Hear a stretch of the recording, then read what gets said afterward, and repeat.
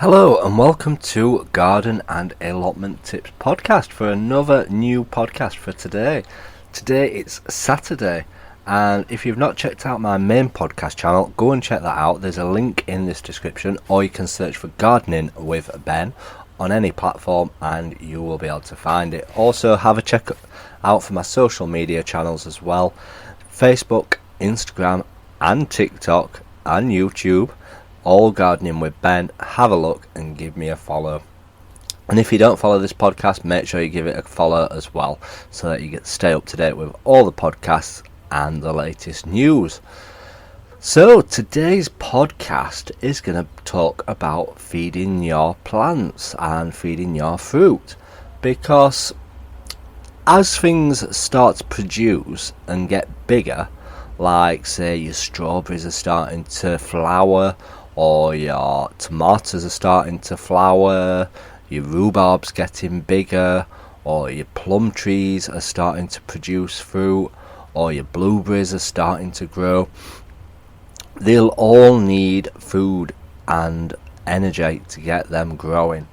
Yes, you keep giving them drinks of water and everything like that, but the nutrients from the soil will eventually go, and to get good successful harvests and fantastic produce, you'll need to add something to the soil to give it the nutrition it needs. A bit like us, it needs the nutrition for it to grow and to live and to be healthy and to produce that fantastic crop that you're after.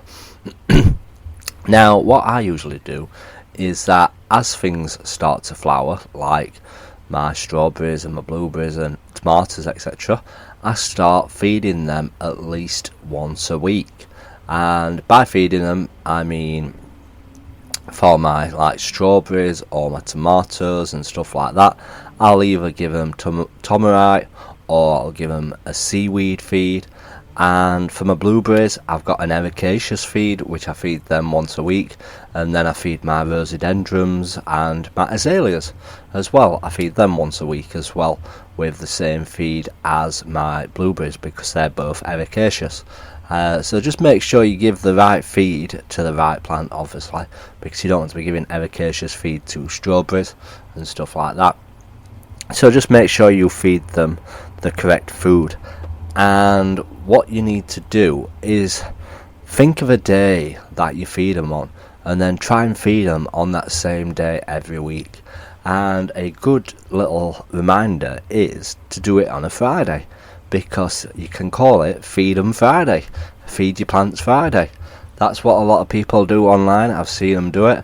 They say they're feeding them on a Friday, and that is the way to remember when to feed your plants. Now, obviously, you can give them chicken pellets, like your vegetable plants and stuff like that.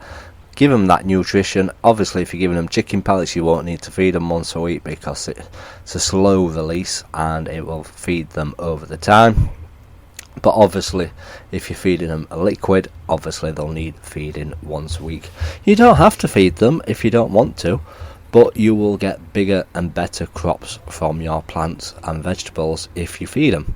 And it's something that I've not really got into doing, and sometimes my crops haven't been that good. They haven't had a fantastic crop, and that's possibly because I don't feed them. So this year I have started feeding my plants. I feed my blueberries, I feed my strawberries, I've always fed my tomatoes. That's one thing that I have done. I've always fed my tomatoes, because when you're growing them in pots and stuff like that, the nutrition will go from the compost eventually. There's only so much nutrition in the compost when you're buying it. It soon runs out, and as the plants get bigger and stronger, the more nutrition they'll need. And obviously you can start feeding your tomatoes twice a week if they are really big, because they will need that nutrition, and to keep them going, keep them alive until October time, because the longer that you look after them, the longer they'll keep on producing. And tomatoes, you can keep them growing and producing for long times or periods, and it's all about doing it right. Now, one thing I do need to get into doing is I do need to get some manure on my plot. I've had it about 15 years now, and I've never put manure into the ground yet. Yes, I put some compost and stuff in, and I mix that in every so often, but it's nothing like adding some manure. So come the winter time, I may be possibly looking at getting a delivery of manure down to the site, which is going to be a pretty bad job. It's not something that I want to do, but it needs doing, and it's not as easy as just wheeling it straight onto my plot. My plot's not the easiest to navigate around, so it wouldn't be a job that I'm looking forward to, but I'm looking at possibly getting a delivery down, and I'd be tempted to put it on in like November time. What I'd do, I'd just layer it over the tops of the beds, and then come round March time I'd probably dig it in to the soil after it's rotted down a bit, and the worms, obviously people leave a layer of it on top of the beds, and what they do, the worms come up and they take it down into the soil with them and break it all down basically. So sometimes people just put a layer of it on top and it breaks down naturally into the soil, or some people sometimes mix it in. It's up to you at the end of the day what comes, but sometimes when you add this manure to your ground you can get a lot more weeds and stuff, because obviously the animals that have produced the manure, they do eat all the weeds and the seeds in there and stuff like that. So it swings and roundabouts. Adding manure can create a lot of weeds in the plot, so you just have to be careful with stuff like that.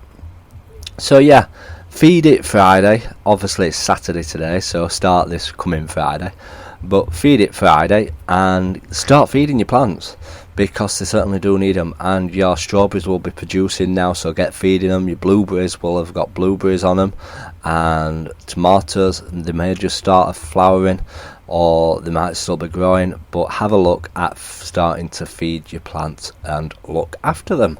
So until next time, remember, keep smiling, keep gardening, and keep listening to Gardening with Ben's podcasts.